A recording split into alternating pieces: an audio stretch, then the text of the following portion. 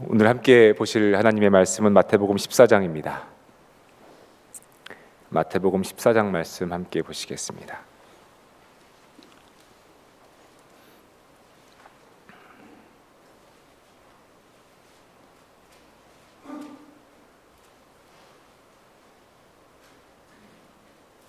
저와 여러분이 한 절씩 교독하겠습니다. 그 무렵에 분봉왕 헤롯이 예수의 소문을 듣고서 자기 신하들에게 말하였다.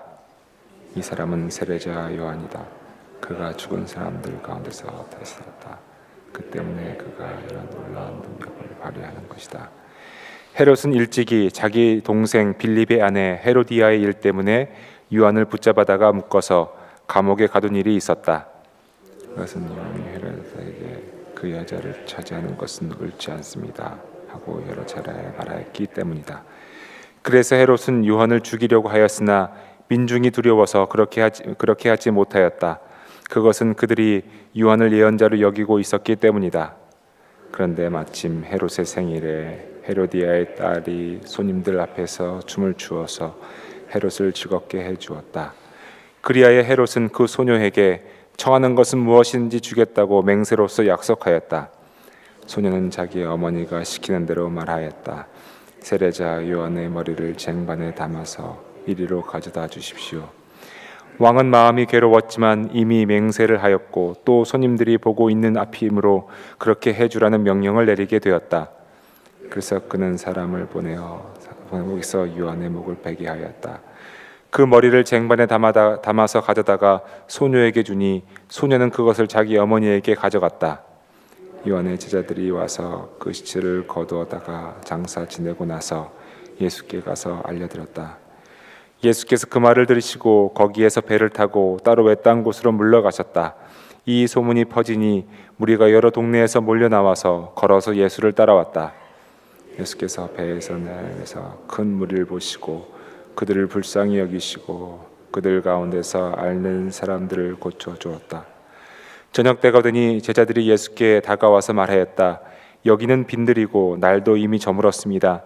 그러니 무리를 헤쳐 보내어 제각기 먹을 것을 사 먹게 마을로 보내시는 것이 좋겠습니다. 예수께서 그들에게 말씀하셨다. 그들이 물러갈 필요 없다. 너희가 그들에게 먹을 것을 주어라. 제자들이 예수께 말하였다. 우리에게 있는 것이라고는 빵 5개와 물고기 2마리밖에 없습니다. 이때 예수께서 말씀하셨다. 그것들 이리로 가져오너라. 그리고 예수께서는 무리를 풀밭에 앉게 하시고 나서 빵 5개와 물고기 2마리를 들고 하늘을 우러러 보시고 축복 기도를 드리신 다음에 떼어서 제자들에게 주시니 제자들이 이를 무리에게 나누어 주었다. 그들은 모두 배불리 먹었다. 남은 부스러기를 모으니 12광주리에 가득 찼다. 먹은 사람은 여자들과 어린아이들 외에 어른 남자만도 5,000명쯤 되었다. 예수께서는 곧 제자들을 재촉하여 배를 태워서 자기보다 먼저 건너편으로 가게 하시고 그동안에 무리를 헤쳐 보내셨다. 무리를 헤쳐 보내신 뒤에 예수께서는 따로 기도하시려고 산에 올라가셨다. 날이 이미 저물었을 때 예수께서는 홀로 거기에 계셨다. 제자들이 탄 배는 그 사이에 이미 육지에서 멀리 떨어져 있었는데 풍랑에 몹시 시달리고 있었다. 바람이 거슬러서 불어왔기 때문이다. 이른 새벽에 예수께서 바다 위에 걸어서 제자들에게로 가셨다. 제자들이 예수께서 바다 위에 걸어오시는 것을 보고 마음에서 유령이다 하고 두려워서 소리를 질렀다. 예수께서 곧 그들에게 말씀하셨다. 안심하여라. 나다. 두려워하지 말아라. 베드로가 예수께 말하였다. 주님, 주님이시면 나더러 물 위로 걸어서 주님께로 오라고 명령하십시오. 예수께서 오너라 하고 말씀하셨다. 베드로는 배에서 내려 물 위에 걸어서 예수께로 갔다. 그러나 베드로는 거센 바람이 불어오는 것을 보고 두려움에 물에 빠져들어가게 되었다. 그때 그는 주님 살려주십시오 하고 외쳤다. 예수께서 곧 손을 내밀어서 그를 붙잡고 말씀하셨다. 믿음이 적은 사람아, 왜 의심하였느냐? 그리고 그들이 함께 배에 오르니 바람이 그쳤다. 배 안에 있던 사람들은 그에게 무릎을 꿇고 말하였다. 선생님은 참으로 하나님의 아들이십니다. 그는 바다를 건너가서 게네사렛 땅에 이르렀다. 그곳 사람들이 예수를 알아보고 주위의 온 지방으로 사람을 보내어 병자를 모두 그에게 데려왔다.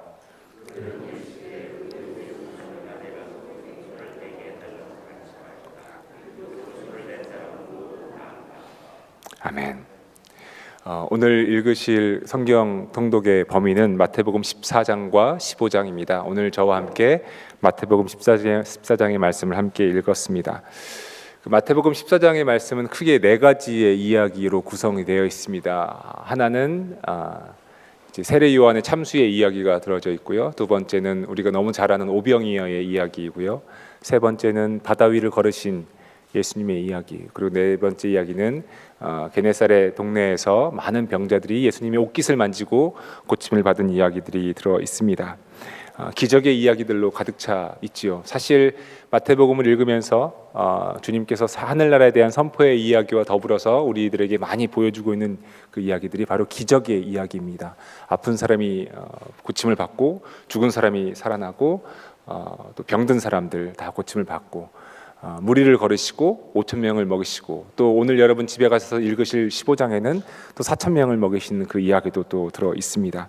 기적의 사건들이 이렇게 마태복음에 들어 있는 것은 이것이 그때 당시에는 일어났었던 일이었기 때문에 기록된 것이 아니라 오늘날에도 동일하게 일어날 수 있는 그리스도의 능력이기 때문에 성경 말씀에 기록되어 있다고 저는 믿습니다. 그래서 이 말씀을 오늘 읽으시면서 다시 한번 주님의 기적의 그 손길이 우리 모든 사랑하는 교우님들 가정을 통해서, 삶을 통해서 드러나기를 간절히 소망합니다.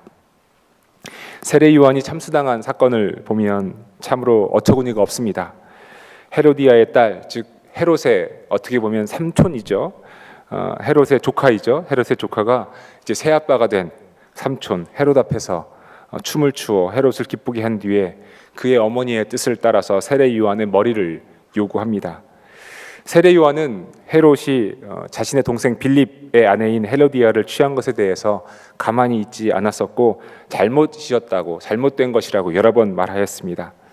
이 말에 헤롯과 헤로디아가 굉장히 불편했었을 것입니다. 또한 정치적으로 세례 요한의 그 말이 그의 유대 지방에 대한 어떤 통치권에 대해서 부정적인 영향을 미쳤을 것입니다.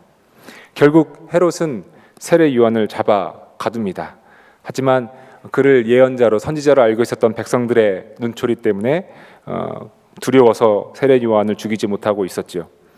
그러한 상황에서 헤롯의 약속과 헤로디아의 딸의 요구로 인해 세례 요한은 참수를 당한 것입니다. 세례 요한이 헤롯에게 잘못된 것이라고 말할 수 있었던, 그렇게 당신의 동생의 아내를 취한 것은 잘못이요라고 말할 수 있었던 그 근거는 우리가 이미 읽었던 성경 통독에서 읽었던 레위기 말씀에 나옵니다.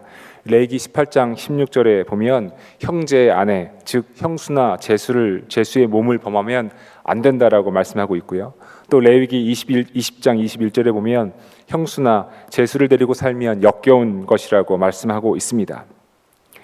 세례 요한은 그렇게 헤롯과 헤로디아를 향해서 잘못된 것이라고 이야기했습니다. 여러분, 하나님의 뜻을 발견하고 그 말씀을 또한 지키고 그 말씀대로 살고 또 하나님의 뜻을 전하며 실천하는 데 있어서 많은 경우 사람들을 불편하게 하는 경우가 있습니다. 하나님의 나라는 모두를 편하게 하는 나라가 아닙니다. 앞서 읽으셨던 말씀을 보더라도 예수님께서는 하늘나라에 대해서 옳은 것과 그른 것을 구분하여 의를 이루시는 하나님 나라를 비유로 계속해서 말씀하고 계십니다. 밀과 가라지의 비유를 여러분 기억하실 것입니다.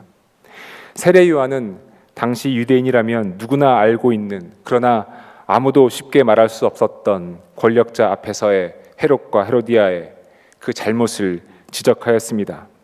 옳지 않은 것이라고 지적한 것은 정죄함을 위한 것이 아니라 깨닫고 바르게 하기 위한 것이지요. 하늘나라를 위해 세례 요한은 힘을 썼습니다. 틀린 것은 틀린 것이라고 말을 할 수 있었던 것입니다. 모두가 다 침묵을 하더라도 말이지요. 우리가 읽은 마태복음 11장 12절을 보면 예수님께서 세례 요한에 대해서 말씀하시면서 이렇게 말씀하고 계십니다. 세례자 요한 때로부터 지금까지 하늘나라는 힘을 떨치고 있다. 그리고 힘을 쓰는 사람이 그것을 차지한다. 옛날 성경의 개역 성경에는 하늘나라는 침노하는 자의 것이다 라고 표현되어 있는 부분이 바로 그 부분입니다. 헤롯이 세례 요한을 죽였다고 해서 하늘나라를 차지하는 힘을 쓴 것이 아닙니다. 도리어 세례 요한이 하늘나라를 차지한 것이지요. 옳은 것은 옳은 것이고 그른 것은 그른 것이라고 하는 하나님 말씀에 비추어서, 또 하나님께서 주신 양심에 비추어서 말할 수 있었던, 그렇게 힘을 쓸 수 있었던 세례 요한이 하늘나라를 차지한 것이지요. 그러니 주님의 말씀, 몸은 죽일지라도 영혼은 죽이지 못하는 일을 두려워하지 말라라고 말씀하신 10장 28절의 말씀이 사실은 세례 요한을 통해서 증거되고 있는 것입니다. 오병이어의 사건을 한번 보겠습니다. 5천 명을 먹이신 오병이어의 사건은 너무나도 유명한 이야기입니다. 예수님을 보려고 수많은 사람들이 몰려들었고, 또 그들을 보시고 주님께서는 그들을 불쌍히 여기시고 가엾게 여기셨습니다. 갈 곳 없는 백성, 이 땅에서 유랑하는 백성, 아픈 몸을 이끌고 살아갈 수밖에 없는 이 땅의 백성들, 그래서 주님께서는 그들의 병을 고쳐주셨습니다. 말씀으로만 하늘나라의 소망을 전해주신 것이 아니라 친히 육신의 연약함을 주님께서는 고쳐주신 것입니다. 아마 인산인해를 이루었을 것입니다. 거의 10,000명의 사람들이 운집해 있었으니까 말이지요. 아마 당시 엄청난 뉴스거리였을 것입니다. 시간이 가고 저녁이 되어 먹을 때가 되자 주님은 그들을 또한 먹이고 싶으셨습니다. 그런데 먹일 수 있는 문제를 직접 해결하시기 전에 그 문제를 제자들과 나누십니다. 너희가 그들에게 먹을 것을 주어라.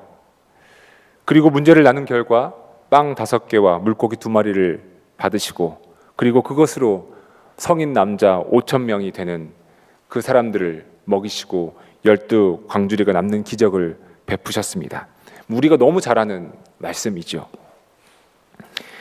주님은 영적으로만, 그리고 영적인 것을 위해서만 사역하시지는 않으셨습니다.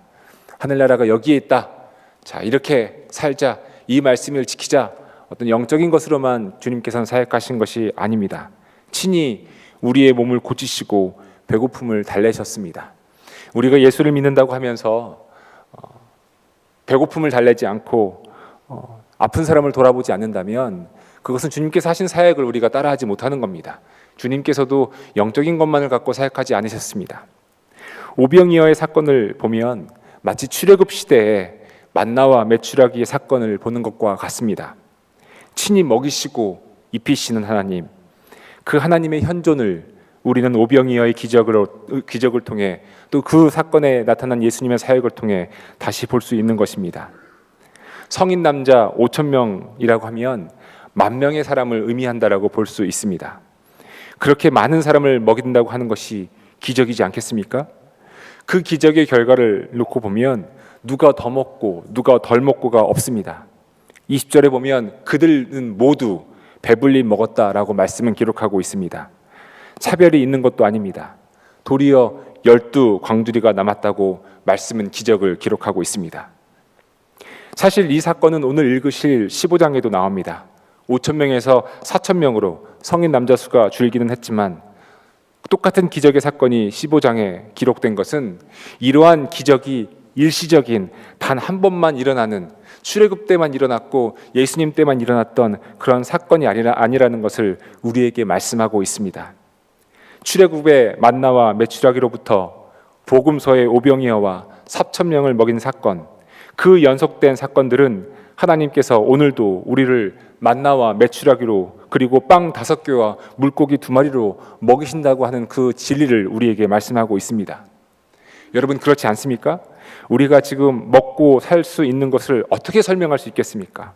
내가 열심히 노력해서, 내가 이만큼 대접받을 만해서, 아니면 내가 이렇게 살고 있는 것이 기적이고 은혜 아니겠습니까? 어제 새벽 기도를 마치고 어느 교우님과 이야기를 나누는데 이런 말씀을 하시는 겁니다. 오늘 우리는 사실 없어서 고민하는 것이 아니라 있는 것을 갖고 고민하잖아요. 생각해 보면 있는 것을 갖고 고민한다는 것은 엄청난 은혜이고 축복이잖아요. 맞습니다. 우리가 없어서 고민하는 것이 아니라 있어서 고민하고 있습니다.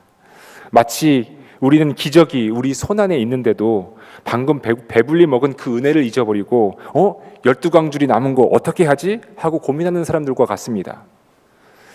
오늘도 그러한 고민이 아니라 입히시고 먹이시는 은혜의 감격이 오늘날의 오병이어의 기적으로 우리 가운데 있기를 간절히 소망합니다.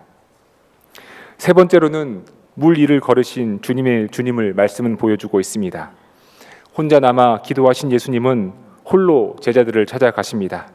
그런데 풍랑에 시달리고 있는 배 위에 있던 제자들이 누군가 물 위에 걸어오는 것을 보고 기겁을 하죠. 그렇지 않겠습니까? 물 위에 누군가 걷는다고 하는 것은 상상도 못할 일이었는데요. 그런데 주님께서 안심하여라, 나다, 두려워하지 말라 말씀하십니다. 마치 떨기나무에서 모세를 부르시는 하나님의 음성이 이렇게 오버랩되는 것과 같습니다. 그 놀라운 광경에 갑자기 베드로가 예수님께 말합니다. 주님이시면 나더러 물 위를 걸으라 명령하십시오. 주님께서 말씀하시자 베드로가 물 위를 걸어 예수님께로 다가갑니다. 그러나 부는 바람을 보고 두려움에 사로잡혀 물속에 빠지게 됩니다. 우리가 얼마나 삶의 무게로 인해 불어오는 인생의 바람으로 인해 두려워할 때가 많이 있습니까? 정말 그렇습니다. 저도 그렇습니다. 주님을 믿는다고, 주님을 바라본다고 하면서도 걱정과 두려움이 찾아올 때가 있다는 것입니다. 당연히 부는 바람인데 그 인생의 바람에 두려움을 느끼고 두려움의 바다에 빠지고 맙니다. 그런데 이 상황을 한번 여러분 생각해 보십시오. 베드로가 주님께 물 위를 걷게 해달라고 했을 때에는 풍랑이 멈추지 않은 상태였습니다. 당연히 바람은 거셌을 것입니다. 풍랑에 아랑곳하지 않고 주님이시면 나로 물 위를 걸어서 주님께 가게 해달라고 했던 베드로가 현실을 다시 보게 된 것입니다. 바람이 아주 거셉니다. 바람이 거세니 파도도 높습니다. 그리고 현실을 보니 두려움이 생깁니다. 그리고 두려움의 바다에 빠지고 맙니다. 그리고 외칩니다. 주님 살려주십시오. 주님 살려주십시오. 이것이 오늘 저의 기도이고 많은 분들의 기도인 줄 압니다. 여전히 살려주십시오 기도합니다. 주님 살려주십시오. 내가 두려움에 빠졌습니다. 내가 삶의 험지를 지나고 있습니다. 내가 죽는 것과 같습니다. 이 외침에 주님께서는 손을 내밀어 왜 의심하느냐 하고 말씀하십니다. 무엇을 의심했습니까? 저는 무엇을 의심하고 있고 여러분은 무엇을 의심하고 있습니까? 주님의 능력을 의심하고 있습니까? 그렇지 않지요. 주님의 능력을 정말 믿고 있지 않습니까? 그런데 무엇을 왜 의심하느냐 말씀하십니다. 내가 물 위를 걷는 그 사실을 내가 의심했었는가? 그 의심은 현실을 보았을 때입니다. 아무리 기도해도 주님 어렵습니다. 이 상황을 바꿔주십시오. 아무리 기도해도 현실이 바뀌지 않는 것을 보면 의심이 듭니다. 왜 안 바뀌지? 이렇게 기도했는데. 그리고 우리가 쉽게 이렇게 말을 하지요. 기도가 부족했나? 기도가 부족했나 보다. 얼만큼 더 기도를 해야 그 기도가 응답되어질까? 기도가 부족했나? 라고 하는 말은 의심의 시작입니다. 의심은 현실을 보았을 때입니다. 주님의 기적의 비밀은 현실을 바꾸시는 것이 아니라 그 현실, 그 바람이 부는 물 위의 현실을 잔잔하게 바꾸시는 것이 아니라 그 바람을 타고 물길을 타고 그 위를, 현실을 초월한 그 위를 걷게 하시는 것이 바로 주님께서 베푸시는 기적입니다. 이것이 믿음입니다. 현실이 바뀌게 될 것이라고 하는 것이 믿음이 아니라 현실 위를 걷는 것, 그것이 오늘 기적의 말씀이 우리에게 주시는 믿음의 가르침인 것입니다. 그리고 결국 주님께서 배 위에 오르자 삶의 풍랑은 잔잔해졌습니다. 더 이상 현실이 문제가 되지 않습니다. 사랑하는 교회 여러분, 하늘나라를 위해 우리는 세례 요한처럼 힘을 쓰고 있습니까? 옳은 것을 구하고 옳은 것을 선택하며 살고 있나요? 그러한 삶, 하늘나라를 용기 내어 힘을 내어 선택하는 우리 모두가 되기를 소망합니다. 옳은 것은 옳은 것이라고, 하나님 주신 말씀에 따라 이 말씀을 보니 이것이 하나님의 뜻이라고, 하나님 주신 양심에 따라 틀린 것은 틀린 것이라고 말할 수 있는, 또 그렇게 행동할 수 있는, 그렇게 힘을 쓸 수 있는 우리가 되어야 합니다. 그런 사람이 하늘나라를 차지한다라고 오늘 말씀 우리에게 또한 가르쳐 주고 있습니다. 우리는 오병이어의 기적 가운데 살고 있는 것을 또한 깨달아야 합니다. 오병이어의 기적을 우리 삶 가운데서 깨달아 그 기적을 또한 베푸는 우리가 되어야 합니다. 지금도 우리를 먹이시고 입히시는 주님, 내가 지금 먹고 있는 양식과 물질이 사실은 작은 빵 5개와 물고기 2마리에서 나왔다고 하는 그 기적을 깨닫게 되기를 바랍니다. 그래서 지금 만약에 헐벗고 굶주린 사람이 있다면 우리가 당연히 찾아가 그 기적의 연장선 안에서 주님께서 베푸신 그 기적을 베푸는 주님의 제자들이 되어야 합니다. 주님이 오셨을 때 양과 염소를 나눌 때 어떻게 나누십니까? 너는 내가 목말랐을 때 마실 물을 주었고, 배고팠을 때 먹을 것을 주었고, 헐벗었을 때 옷을 주었고, 감옥에 갇혔을 때 나를 찾아와 주었다. 주님, 제가 언제 그랬습니까? 지극히 작은 자에게 한 것이 곧 나에게 한 것이다. 너는 밖으로 나가라.